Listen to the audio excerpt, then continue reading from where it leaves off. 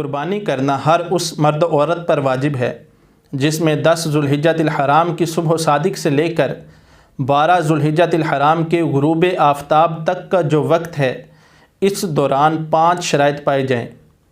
پہلی شرط یہ ہے کہ وہ مسلمان ہو، کیونکہ غیر مسلم کے اوپر قربانی واجب نہیں۔ دوسری شرط یہ ہے کہ وہ عاقل ہو، عقل مند ہو، کیونکہ پاگل کے اوپر بھی قربانی واجب نہیں۔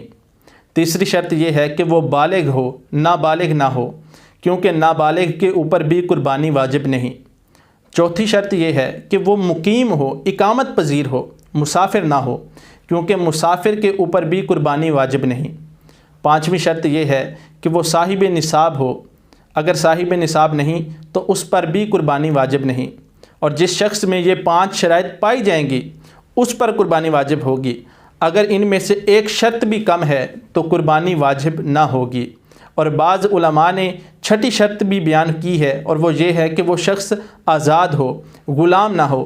تو چونکہ آج کل غلامی کا دور نہیں ہے، ہر شخص آزاد ہے، تو آج کل کے دور میں اگر اس شرط کو نہ بھی ذکر کیا جائے تو کوئی مسئلہ نہیں ہے۔